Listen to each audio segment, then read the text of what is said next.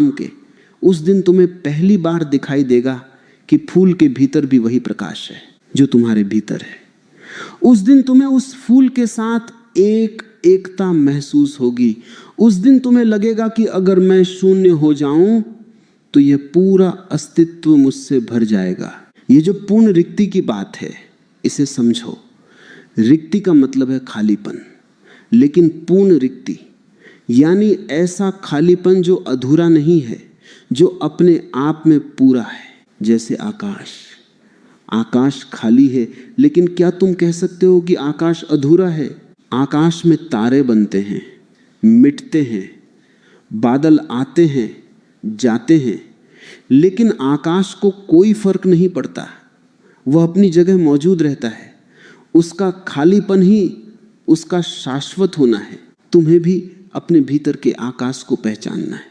विचार आएंगे और जाएंगे, जैसे बादल, सुख आएगा, दुख आएगा, जवानी आएगी, बूढ़ापा आएगा, लेकिन वह जो तुम्हारे भीतर का आकाश है, जो इन सबको देख रहा है, वह अछूता रहता है। उस आकाश को ही हमने साक्षी कहा है। लेकिन तुम बादलों से जुड़ जाते हो। एक काला बादल आया यानी दुख आया, तुम रोने लगे कि मैं काला हो गया।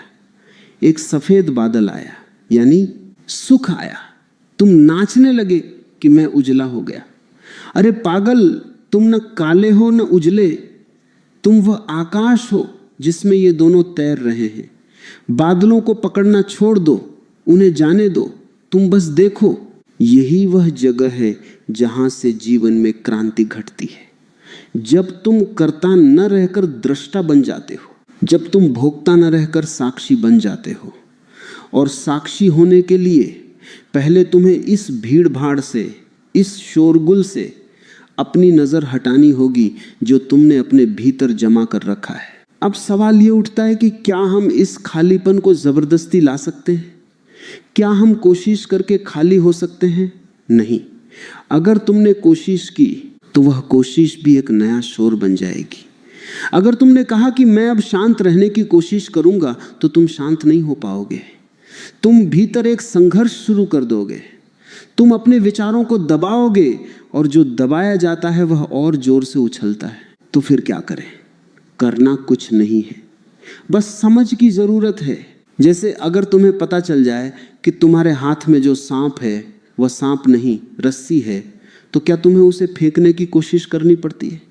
क्या तुम्हें कोशिश करनी पड़ती है कि मैं अब डरूंगा नहीं?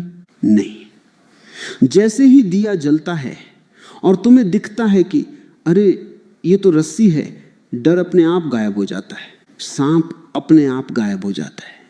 तुमने उसे फेंका नहीं, वो बस अब वहां है नहीं। ऐसे ही जिस दिन तुम्हें समझ आ जाएगा कि ये जो दौड़ है, ये जो महत्वाकांक्षा है, ये सब व्यर्थ है, ये सब सपने जैसा है, उसी दिन तुम्हारे हाथ से ये सब छूट जाएगा।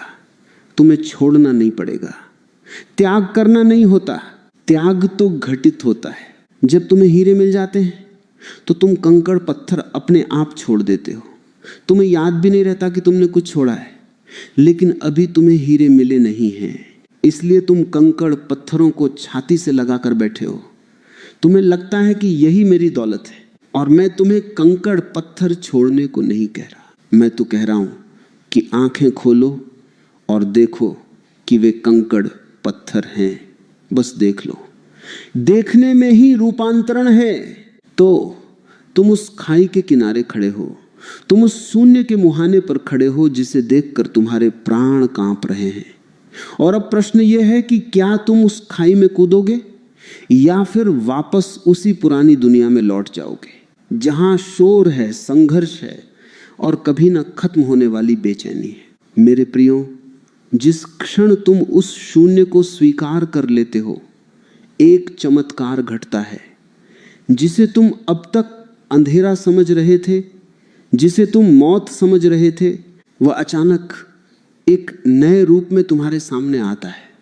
जैसे ही तुम अपनी जिद छोड़ देते हो, जैसे ही तुम अपने बचाव की दीवारें गिरा देते हो, वह शून्य अचानक विस्फोट करता है और प्रकाश बन जाता है। यह कोई साधारण प्रकाश नहीं है।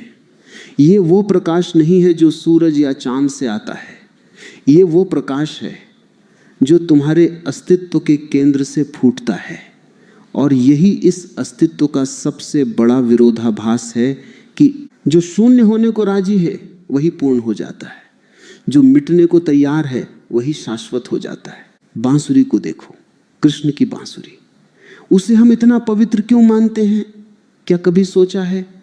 बांसुरी सिर्फ एक लकड़ी का टुकड़ा नहीं है, बांसुरी का पूरा जादू उसके पोलेपन में है, उसके खालीपन में है। अगर बांसुरी के भीतर लकड़ी भरी हो, अगर वह ठोस हो, तो तुम उसमें चाहे जितनी फूंक मारो संगीत पैदा नहीं होगा। संगीत पैदा होने के लिए बांसुरी का भीतर से बिल्कुल खाली होना जरूरी है। बांसुरी अपना सीना खाली कर देती है ताकि परमात्मा उसमें अपना गीत भर सके। तुम भी एक बांसुरी हो, लेकिन समस्या यह है कि तुम भीतर से ठोस भरे हुए हो। तुम्हारे भीतर तुम्हारे अहंकार की, तुम्हारे विचारों की, तुम्हारे पांडित्य की लकड़ी ठूंसी हुई है। तुम कहते हो मैं ये जानता हूं, मैं वह जानता हूं। तुम अपने ज्ञान से इतने भरे हो कि अस्तित्व तुम्हारे भीतर से गुजर ही नहीं पाता। और जब अस्तित्व तुम में से गुजरने की कोशिश करता है तो सिर्फ बेसुरा शोर पैदा होता है। वही तुम्हारा तनाव है, वही तुम्हारी पीड़ा है। जिस दिन तुम बांसुरी की तरह खाली हो जाओगे, जिस दिन तुम कहोगे हे अस्तित्व मैं तैयार हूं, मैं कुछ भी नहीं हूं, तू गा जो तुझे गाना है, उस दिन तुम्हारे जीवन से संगीत पैदा होगा। वही संगीत समाधि है, वही संगीत आनंद है। तुम मुझसे पूछते हो कि हम अपने डिप्रेशन से, अपनी उदासी से कैसे बचें? तुम्हारी उदासी का कारण यह नहीं है कि तुम्हारे पास कुछ नहीं है। तुम्हारी उदासी का कारण यह है कि तुम अपनी जड़ों से कट गए हो। तुम एक ऐसे प्लास्टिक के फूल बन गए हो जो दिखने में तो सुंदर है, लेकिन जिसमें न खुशबू है, न जीवन है, न जड़ें हैं। प्लास्टिक का फूल कभी मरता नहीं, लेकिन वह कभी जीता भी नहीं। उसे धूप का, बारिश का, हवा का कोई पता नहीं चलता। तुम ऐसे ही प्लास्टिक के फूल बन गए हो। तुम सुरक्षित रहना चाहते हो, लेकिन याद रखना जीवन में सुरक्षा जैसी कोई चीज नहीं है। जीवन असुरक्षित है और यही उसकी सुंदरता है। कल क्या होगा ये कोई नहीं जानता, और इसीलिए जीवन जीने योग्य है। अगर तुम्हें पहले से पता हो कि कल क्या होने वाला है तो तुम आज ही बोर हो जाओगे। तुम एक मशीन बनकर रह जाओगे। अनजाना ही जीवन का रोमांच है, और शून्य वह दरवाजा है जो तुम्हें उस अनजाने में ले जाता है। समाज तुम्हें सिखाता है कुछ बनो, मैं तुम्हें सिखाता हूं मिट जाओ। क्योंकि जब तुम कुछ होते हो तो तुम सीमित होते हो। अगर तुम एक डॉक्टर हो तो तुम बस एक डॉक्टर हो। अगर तुम एक इंजीनियर हो तो तुम बस एक इंजीनियर हो। लेकिन अगर तुम शून्य हो तो तुम सब कुछ हो सकते हो। शून्य में अनंत संभावनाएं छिपी हैं। गणित में शून्य का महत्व समझते हो?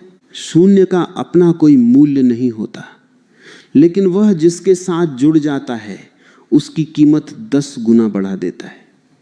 अगर एक के पीछे शून्य लग जाए तो वह 10 हो जाता है। अगर 2 शून्य लग जाएं तो 100 हो जाता है।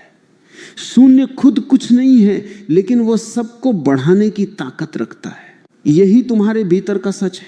जब तुम भीतर से शून्य हो जाते हो तो परमात्मा तुम्हारे साथ जुड़ जाता है, और तब तुम्हारी शक्ति, तुम्हारा सौंदर्य, तुम्हारा ज्ञान अनंत गुना हो जाता है।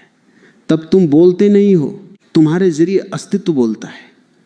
तब तुम चलते नहीं हो, तुम्हारे जरिए अस्तित्व चलता है। कबीर ने कहा है ना, मैं तो राम का कुत्ता हूं। मोतिया मेरा नाम, गले राम की जेवड़ी।